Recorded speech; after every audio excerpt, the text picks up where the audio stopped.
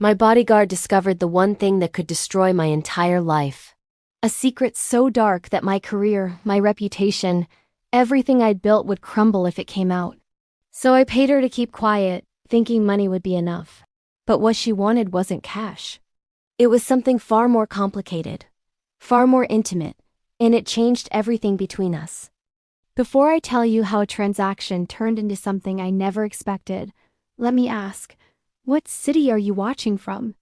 Drop it in the comments below and subscribe to help this channel grow. Your support means everything. My name is Veronica Sterling, and I'm a political consultant in Washington, D.C. I help shape campaigns, manage crises, make candidates electable. I'm good at my job because I understand how to control narratives and protect images, which made it ironic that I couldn't control my own secret. 5 years ago, when I was younger and desperate for money, I did something I'm not proud of. I was involved in a financial scheme that hurt people, innocent investors who lost their savings because of choices I made. I wasn't the mastermind, just a participant, but I was complicit.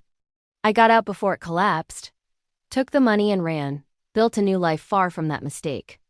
No one knew. I'd covered my tracks carefully, changed my name slightly, created a clean history. Until someone started digging, asking questions about my past. That's when I hired security. Lucia Reyes came highly recommended. Former FBI, specialized in personal protection and threat assessment. She was professional, efficient, and intimidating in the best possible way. Dark, intelligent eyes that missed nothing, a presence that made people think twice before approaching me. "Miss Sterling, I've reviewed the threats against you," she said during our first meeting. "I'll need complete access to your life to identify vulnerabilities. That means I need to know everything about you, including things you'd rather keep private. I'll tell you what's relevant to security. Everything is relevant. Secrets create vulnerabilities." She looked at me directly. "If someone is targeting you, they're digging into your past. I need to know what they might find before they find it. I should have refused, should have maintained boundaries. But the threats were escalating, and I was scared. So I told her about my involvement in the scheme, about the money I'd taken, about the lives I'd helped ruin. She listened without judgment, taking notes.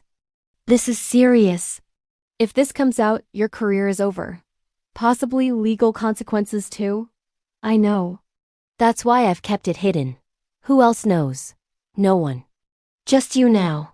She was quiet for a moment. "Miss Sterling, I'm going to be honest. The person threatening you probably already knows. They're likely building evidence before they go public. We need to get ahead of this." Over the following weeks, Lucia worked to identify my blackmailer while I tried to figure out damage control. We spent hours together every day, her protecting me physically while I protected my reputation. Proximity bred familiarity, and gradually I started seeing her as more than just security. She was brilliant, seeing connections I missed. She was funny in dry, unexpected ways. She was thoughtful, bringing me coffee during late nights working, remembering details about my preferences. And she was attractive in ways that became harder to ignore the more time we spent together. I told myself it was just stress and proximity creating artificial intimacy. But I couldn't deny the way my heart rate increased when she entered a room, or how I found excuses to keep her near me beyond security necessity. Then everything changed the night we identified my blackmailer. Lucia traced the threats to Marcus Chen, someone who'd been investigating the old financial scheme and discovered my involvement. He had evidence, documents that proved my participation. "He's planning to leak everything in 3 days," Lucia told me, her expression grim. "He's contacting media outlets, building a case against you. Can we stop him? Legally?" "No. He has the evidence, and going after him would only make you look guilty." She paused. "Veronica, you need to prepare for this to go public." The use of my first name, which she'd started doing in private moments, made the situation feel more intimate and terrifying.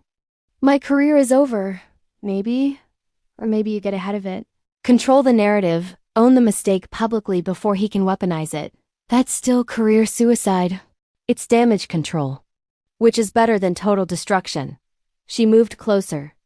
"I'm sorry. I wish I could give you better options." I looked at this woman who'd learned my darkest secret and hadn't judged me.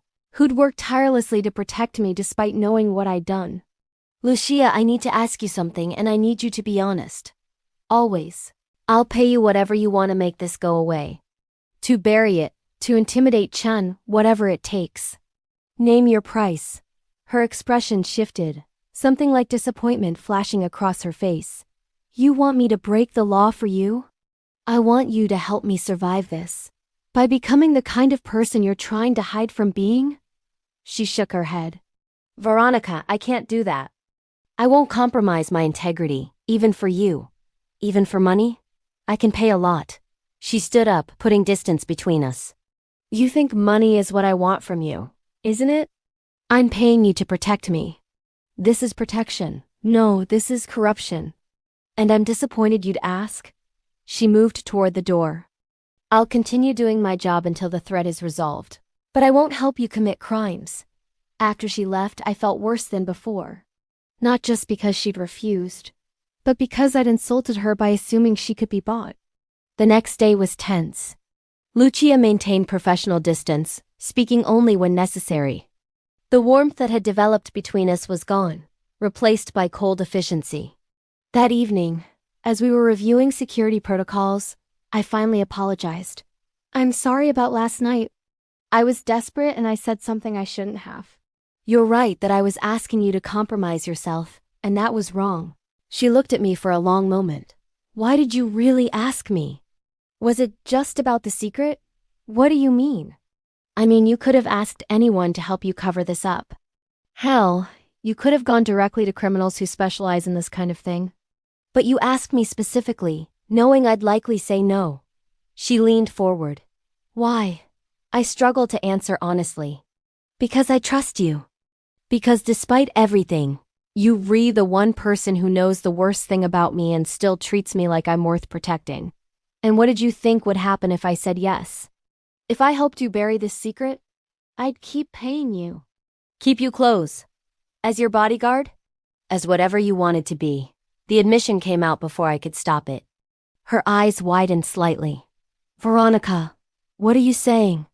I'm saying that somewhere between you learning my secret and now, I developed feelings for you. I'm saying I asked you to help me partly because I'm desperate, but also because I wanted to give you a reason to stay in my life beyond this job. I took a breath.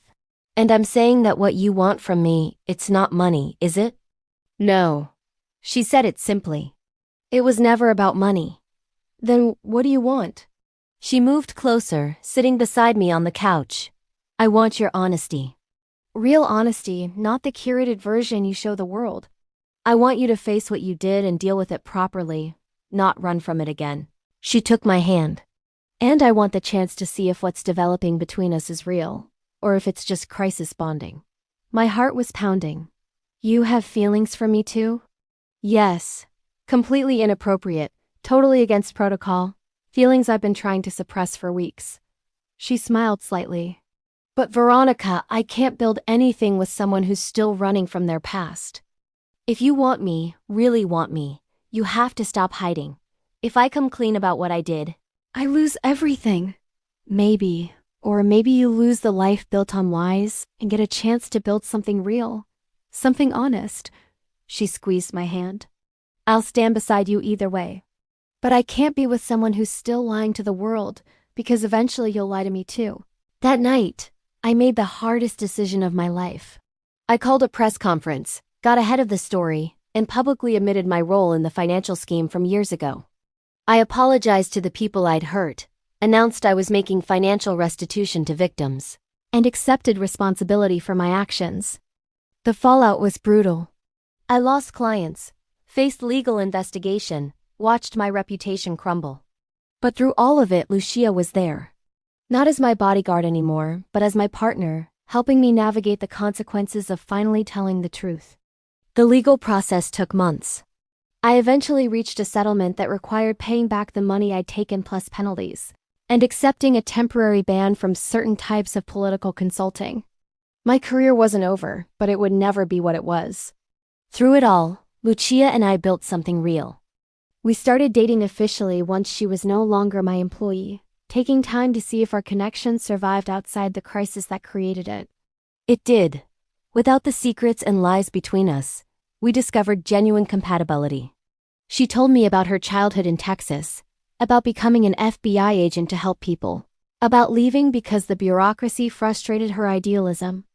I told her about my mistakes honestly, about the shame I'd carried, about learning to forgive myself while still accepting responsibility. 6 months after my public confession, things stabilized. I'd built a new consulting practice focused on crisis management and ethical campaigns, using my experience with failure to help others navigate their own mistakes honestly. It wasn't as lucrative or prestigious as before, but it felt meaningful. Lucia had moved in with me by then, our relationship having survived the test of my public downfall and legal troubles. One evening, as we were cooking dinner together, she brought up that night I tried to pay her. "You asked me what I wanted from you," she said.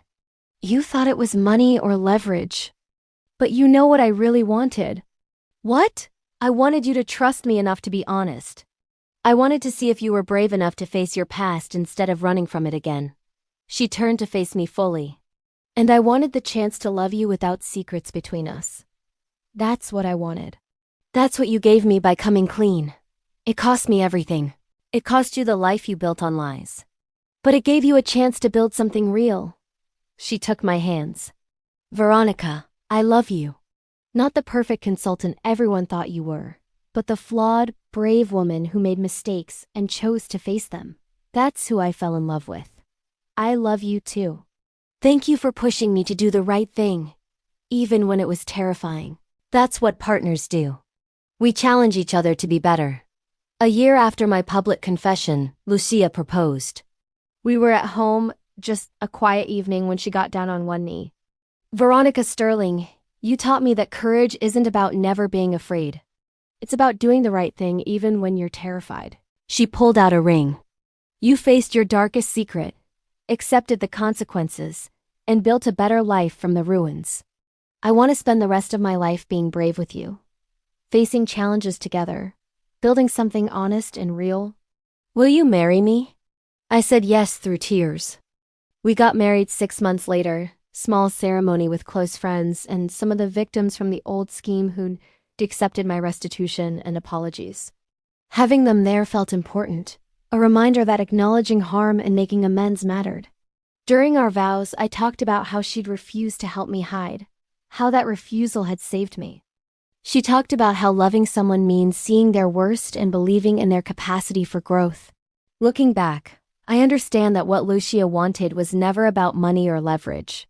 She wanted to see if I was capable of honesty, of facing my mistakes, of choosing integrity over self-preservation. When I offered her money to help me hide, I failed that test. But when I chose transparency over protection, I proved I was worth investing in. My bodyguard knew my darkest secret. I tried to pay her to keep it hidden. But what she wanted was for me to stop hiding, to be brave enough to face the truth. That's what she asked for, and giving it to her cost me everything and gave me everything at the same time. If you're still watching, thank you.